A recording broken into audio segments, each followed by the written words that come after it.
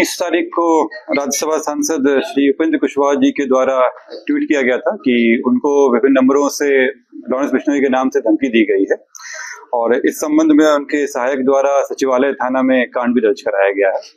जब उन नंबरों की जांच की गई तो जो नंबर इस्तेमाल कर रहे थे एक व्यक्ति जिनका नाम है राकेश कुमार, ये सिवान के रहने वाले हैं, इनकी गिरफ्तारी की गई है। इनके पास से जो मोबाइल इस्तेमाल किया गया था वो भी जब्त कर लिया गया है। इनके पास एक डायरी था जिसमें कई महानुभाव लोगों का और विभिन्न लोगों का नंबर अंकित है इसमें, और इनके द्वारा कई लोगों को कॉल करने की कोशिश की गई थी इसमें, जिसके क्रम में ये उपेंद्र कुशवाहा जी से इनकी बात हुई थी।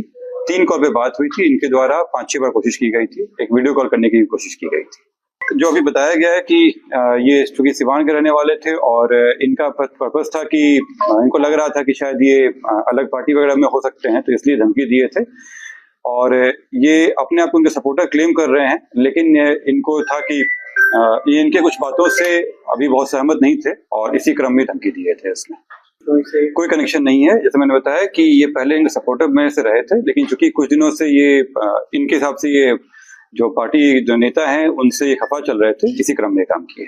ये राकेश कुमार भरत भूषण तिवारी पिता का नाम है इनका, और ये दरौली जिला सिवान के रहने वाले हैं। तो उसमें से एक नंबर जो है वो उसमें से आया है, बाकी 2 नंबर के भी हम लोग निकाल लिए हैं, उनकी भी जल्दी गिरफ्तारी हो जाएगी। इसमें जो धमकी दी गई थी उनके नाम से दिया गया था छठ में, लेकिन उस तरह का कनेक्शन इनके पास से नहीं पाया गया है।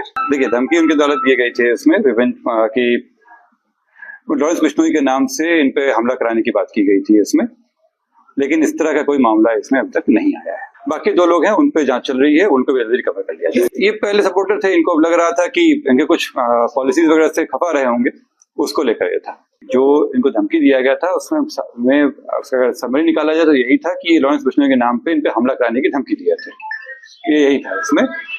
लेकिन पर्पस इनके पीछे का यही था कि ये उनके कुछ पॉलिसीज या उनके कुछ स्टेटमेंट जो थे उससे ये खफा चल रहे थे, इस कारण से किया गया था। ना तो इनका कोई कनेक्शन है लॉरेंस बिश्नोई से मिला है अभी तक, ना ही इनका इस तरह का रहा है कि हथियार वगैरह में कभी पकड़ाए हो अभी तक। इसमें अभी तक ये जांच आया है उसमें इस तरह का नहीं आया कि कोई हमला करने की प्लानिंग कर रहे थे ये, लेकिन इस चीज पे भी हम लोग दिखा रहे हैं बाकी जो 2 नंबर है उससे क्या कनेक्शन आता है, उसके हिसाब से फिर आगे कार्रवाई। इसका आपराधिक इतिहास निकलवा रहे हैं, लेकिन ये पूर्व में 2-3 जगह पे काम कर चुका है, विदेश में भी गया है ये, लेकिन अभी कुछ पिछले सालों से ये यहाँ पे रहा है।